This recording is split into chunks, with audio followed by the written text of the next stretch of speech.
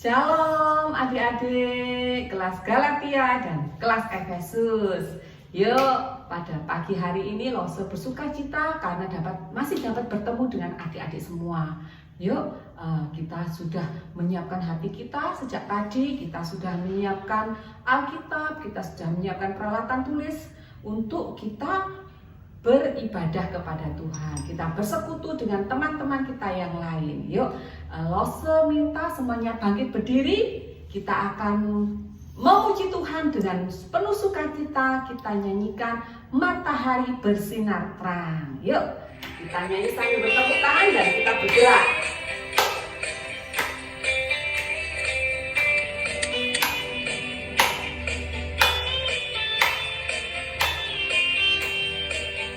Matahari bersinar terang.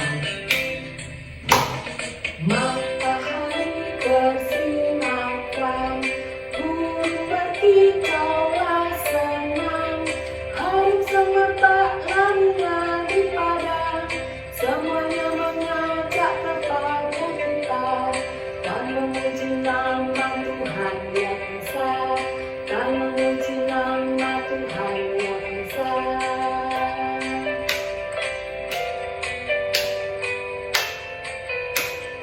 Matahari bersinar terang.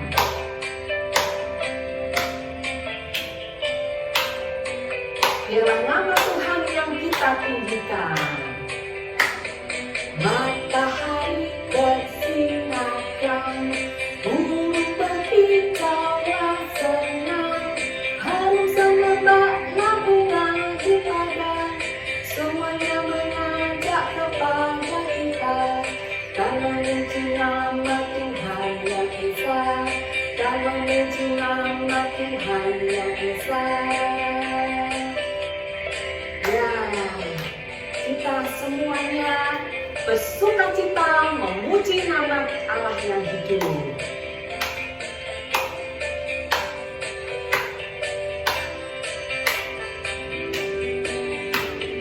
Matahari bersinar terang, burung berkicaulah senang, harum semerbak lamunan di padang, semuanya mengajak kepada kita dan memuji nama Tuhan yang esa, dan memuji nama Tuhan yang esa.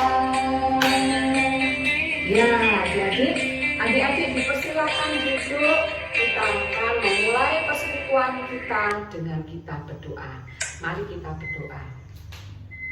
Bapa kami yang bertata di dalam kerajaan surga, kami menaikkan segala hormat, segala puji sembah kami kepadamu. Karena Engkaulah yang layak untuk kami sembah. Engkaulah Allah yang hidup, yang layak menerima puji-pujian dari mulut kami. Terima kasih jika sebentar kami hendak mengawali ibadah kami Tuhan. Kiranya dari awal, pertengahan hingga akhir ibadah kami, Engkau hadir menyertai setiap kami Tuhan. Sehingga kami boleh menikmati ibadah kami dengan penuh sukacita. Terima kasih Bapa. Di dalam nama Tuhan Yesus kami berdoa. Amin. Nah adik-adik, kita akan mendengarkan teman-teman kalian yang sudah mengirimkan video ayat hafalannya minggu yang lalu. Ya, Lose tetap menunggu teman-teman yang belum mengirimkan video ayat hafalannya. Ya, Lose rindu semuanya menghafal firman Tuhan. Yuk, kita saksikan video ayat hafalan teman-teman kalian. Lose firman ayat hafalan Ibrani 10 ayat 25.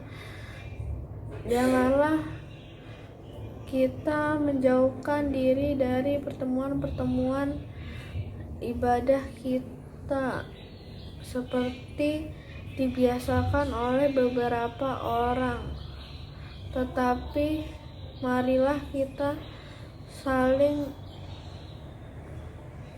menasehati dan semakin giat melakukannya menjelang hari Tuhan yang mendekat. Terima kasih Lose. Ibrani 10 ayat 25 yang berbunyi, Janganlah kita menjauhkan diri dari pertemuan-pertemuan ibadah kita, seperti dibiasakan oleh beberapa orang. Tetapi marilah kita saling menasihati dan semakin giat melakukannya menjelang hari Tuhan yang mendekat. Shalom dosa. Sekarang ada mata hafalan Ibrani 10 ayat 25 berbunyi, janganlah kita menjauhkan diri dari pertemuan-pertemuan ibadah kita seperti dibiasakan oleh beberapa orang, tetapi marilah kita saling menasihati dan semakin giat melakukan menjelang hari Tuhan yang mendekat. Shalom dosa. Ibrani 10 ayat 25, janganlah kita menjauhkan diri dari pertemuan ibadah kita seperti dibiasakan oleh beberapa orang. Tetapi marilah kita saling menasihati dan semakin giat melakukannya menjelang hari Tuhan yang mendekat. Ibrani 10 ayat 25 yang berbunyi, janganlah kita menjauhkan diri dari pertemuan-pertemuan ibadah kita seperti dibiasakan oleh beberapa orang, tetapi marilah kita saling menasihati dan semakin giat melakukannya menjelang hari Tuhan yang mendekat. Shalom. Ya, tadi itu kita sudah menyaksikan video ayat hafalan. Teman-teman kita semua menghafal ayat hafalan mereka minggu yang lalu. Ya, sekarang kita hendak menyiapkan hati kita untuk mendengarkan firman Tuhan. Kita hendak memuji Tuhan, meninggikan nama Tuhan. Kita nyanyikan lagu Kasih yang Seperti Sungai.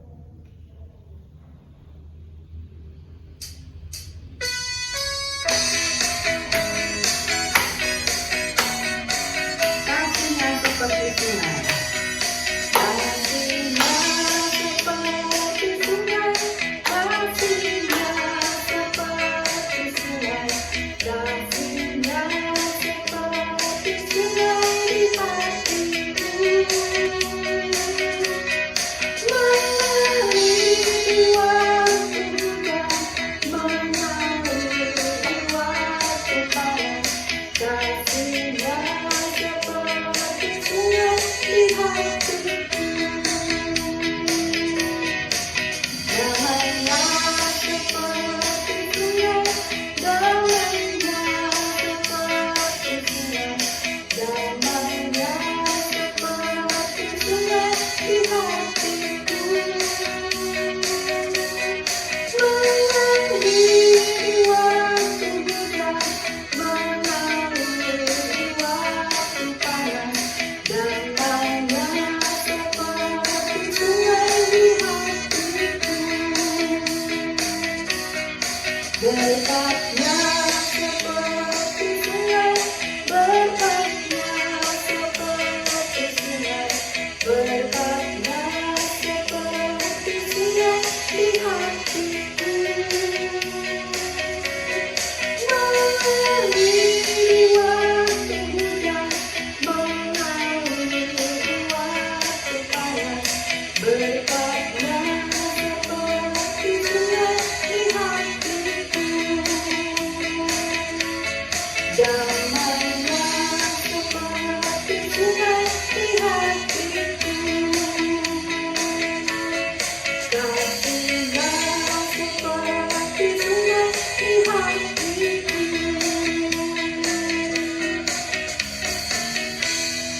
Ya, adik-adik, kita hendak mendengarkan firman Tuhan, kita hendak menyiapkan hati kita akan berdoa kepada Tuhan. Mari kita berdoa. Bapa kami yang bertahta di dalam kerajaan surga, kami naikkan puji hormat kami kepadamu Tuhan, karena Tuhan dengan pertolongan Tuhan kami hendak mendengarkan firman-Mu. Kiranya Engkau menerangi hati kami, pikiran kami, sehingga kami boleh siap mendengarkan firman-Mu, sehingga benih firman Tuhan yang ditaburkan sebentar lagi itu tidak berlalu sia-sia, tapi benih firman-Mu itu boleh tertanam di dalam hati kami, boleh bertumbuh dan boleh berbuah dalam kehidupan kami. Terima kasih Bapa, di dalam nama Tuhan Yesus kami berdoa. Amin. Halo adik-adik, bertemu lagi dengan Lause Ganda, dan hari ini kita akan bersama-sama mendengarkan sebuah cerita dari Alkitab. Hari ini kita akan membaca dan akan belajar dari Ibrani 9 ayat 1 sampai 28. Ibrani 9 ayat 1 sampai 28. Kalian ingat nggak bahwa Lause pernah kasih tahu ada satu masalah manusia yang paling besar. Apakah itu? Masalah kita yang paling besar adalah dosa. Ya, betul sekali. Dosa adalah masalah kita yang paling besar. Kalian tahu, orang yang berdosa itu seperti orang buta. Orang yang buta itu nggak bisa melihat sama sekali jalan yang benar. Mau ke kanan, nabrak. Mau ke kiri, nabrak juga. Mau ke depan, nggak ada jalan. Orang yang buta tidak bisa melihat jalan yang benar. Seperti itu juga orang yang berdosa tidak bisa melihat apa yang benar. Yang dilihatnya hanyalah yang gelap saja. Orang yang berdosa tidak bisa melakukan apa yang Tuhan mau. Bukan hanya itu saja, orang yang berdosa juga harus dihukum. Kenapa? Karena dia bersalah. Karena dia melakukan apa yang jahat. Jadi, ingat ya, bahwa manusia yang berdosa tidak bisa bertemu dengan Allah yang kudus karena ada dosa. Lalu bagaimana dong cara menyelesaikannya? Apakah dosa bisa diselesaikan oleh para imam ketika mereka mempersembahkan korban penghapusan dosa? Ya, benar juga sih. Tetapi kalian ingat ada masalahnya, yaitu para imam juga adalah orang yang berdosa. Betul sekali. Bisa nggak orang yang buta, orang yang nggak bisa melihat, memberitahu jalan yang benar kepada orang yang buta? Tentu nggak bisa ya. Begitu juga para imam. Para imam yang berdosa, mereka juga tidak bisa memberitahu kepada orang berdosa yang lainnya jalan yang benar untuk selamat dari hukuman dosa. Kalian ingat nggak? Para imam juga, karena mereka adalah orang berdosa, mereka juga memberikan persembahan kepada Tuhan Allah atas dosa yang mereka lakukan. Jadi, para imam juga adalah orang berdosa. Mereka juga tidak bisa memberitahu kita bagaimana jalan yang benar yang bisa menyelamatkan kita dari dosa. Satu-satunya yang bisa menyelesaikan permasalahan terbesar kita, yaitu dosa, adalah Tuhan Allah sendiri. Wah, mengapa Lause? Ya, karena Tuhan Allah adalah pribadi yang kudus. Dia tidak berdosa sama sekali. Jadi, hanya Tuhan Allah yang kudus dan tidak berdosa itu yang bisa menyelesaikan dosa. Dan kabar baiknya adalah Tuhan Allah mau menyelesaikan dosa dengan cara memberikan yang paling berharga dari dirinya, yaitu anak satu-satunya, yaitu Tuhan Yesus Kristus untuk kita. Adik-adik, coba kalian bayangkan, anak satu-satunya yang paling berharga diberikan untuk kita orang yang berdosa. Sehingga kita yang berdosa ini yang harusnya dihukum, kita akhirnya bisa selamat dari hukuman dosa itu. Nah, adik-adik, jadi Yesus itu adalah korban untuk menghapus dosa kita. Korban yang diberikan Allah untuk menghapus dosa kita. Hah? Korban? Jadi, kalian ingat kayak peristiwa apa? Ya, betul sekali. Seperti peristiwa di kemah suci. Ketika para imam memberikan apa? Darah binatang di ruang Maha Kudus kepada Allah untuk menghapus dosa. Tetapi ada bedanya. Korban Yesus Kristus adalah korban yang sempurna, tidak sama seperti korban yang diberikan para imam yang berdosa. Yesus Kristus adalah korban untuk menghapus dosa kita, sehingga kita orang yang berdosa ini akhirnya selamat. Dan bukan hanya itu saja, Yesus Kristus yang sudah menjadi korban untuk dosa kita, mengangkat kita menjadi anak-anaknya. Jadi sekarang, Lause Ganda, kalian semua, bangsa Israel, papa mama kalian, semua adalah anak-anak Allah. Jadi, Yesus Kristus itu adalah imam besar kita. Sekali lagi, Yesus Kristus itu adalah imam besar kita. Yesus tidak hanya memberikan korban kepada Allah, tetapi Yesus sendiri menjadi korban bagi kita untuk menebus kita dari dosa. Yesus sendiri memberikan darahnya untuk kita kepada Allah. Sehingga kita semua sekarang menang dari kuasa dosa dan kita menjadi anak-anaknya. Ayo sekarang langsung aja kita membaca Ibrani 9 ayat 11 sampai 12. Ibrani 9 ayat 11 sampai 12. Tetapi Kristus telah datang sebagai imam besar untuk hal-hal yang baik yang akan datang.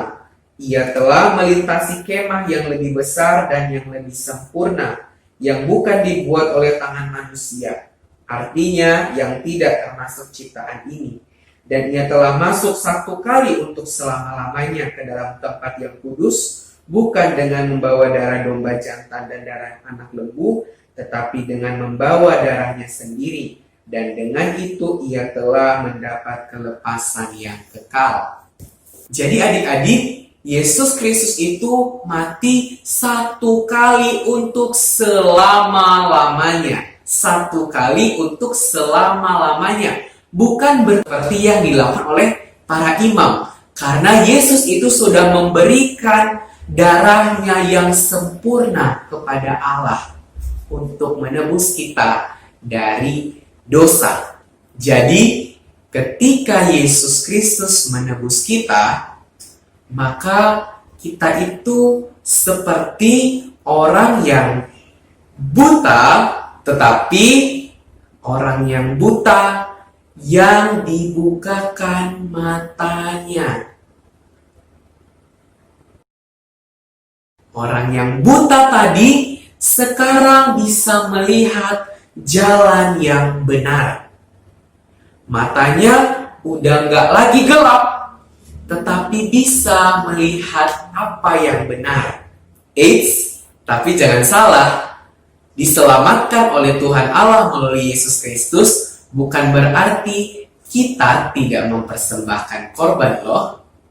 Ayo kita baca Ibrani 13 ayat 15 sampai 16. Sebab itu marilah kita oleh Dia senantiasa mempersembahkan korban syukur kepada Allah, yaitu ucapan bibir yang memuliakan namanya, dan janganlah kamu lupa berbuat baik dan memberi bantuan, sebab korban-korban yang demikianlah yang berkenan kepada Allah. Jadi, hidup kita yang sudah ditebus oleh Allah melalui Yesus Kristus adalah korban yang hidup. Bagaimana caranya? Tadi kita sudah baca. Yang pertama, yaitu dengan ucapan yang memuliakan Dia. Bukan ngejek orang, bukan ngomong yang kotor, apalagi melawan orang tua, tetapi mulut kita dipakai untuk memuliakan Tuhan. Kita berkata, terima kasih Tuhan sudah menyelamatkanku. Kita bernyanyi memuji Tuhan. Dan mulut kita pakai untuk memberkati orang lain. Yang kedua dikatakan tadi dengan berbuat baik. Mengapa berbuat baik? Karena Allah sudah berbuat baik terlebih dahulu kepada kita. Sehingga kita mau orang lain juga merasakan perbuatan baik yang sudah kita rasakan dari Tuhan Allah. Sekarang, mari kita menghafalkan ayat hafalan yang terambil dari Ibrani 13 ayat 16. Dan janganlah kamu lupa berbuat baik dan memberi bantuan, sebab korban-korban yang demikianlah yang berkenan kepada Allah. Jangan lupa dihafal ya. Tuhan memberkati. Tadi kita sudah mendengarkan firman Tuhan dari Lose Ganda.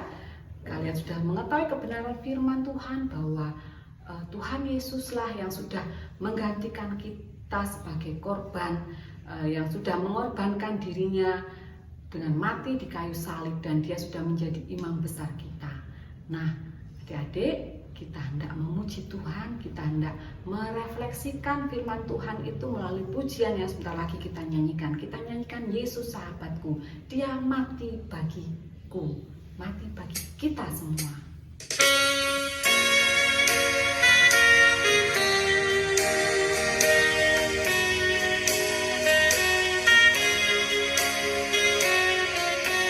Yesus sahabatku, Dia mati bagiku.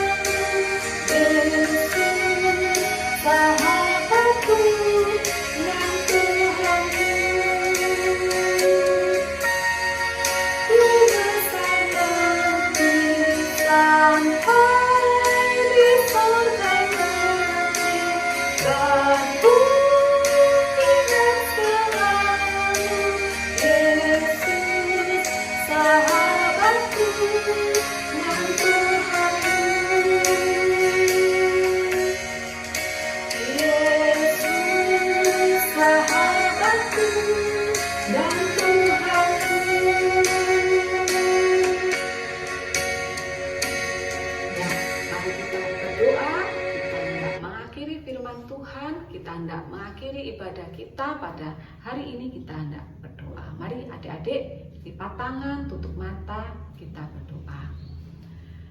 Terima kasih Bapa karena Engkau baik sudah mengaruniakan anakmu yang tunggal untuk menebus kami dari segala dosa-dosa kami, dosa yang sudah kami lakukan dan dosa yang akan kami lakukan. Engkau sudah menebus dosa kami Tuhan.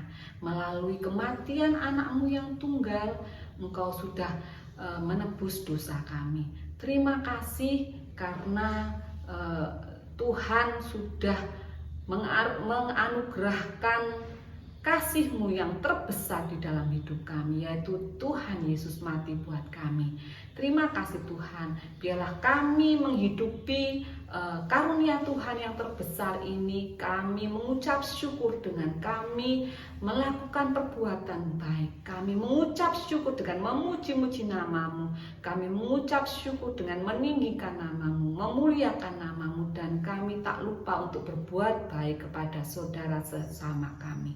Terima kasih Tuhan, jika sebentar kami akan berpisah satu sama lain, kiranya Tuhan tetap menyertai kami, memimpin kami di dalam kehidupan kami hari lepas hari, di dalam tutur kata kami, di dalam tingkah laku kami, pikiran kami. Kiranya Tuhan menyertai dan menolong kami sehingga kami dapat terus menghidupi firman-Mu pada hari ini. Terima kasih Bapa, di dalam nama Tuhan Yesus kami berdoa dan mengucap syukur. Amin. Sampai jumpa minggu depan adik-adik. Tuhan Yesus memberkati. Shalom.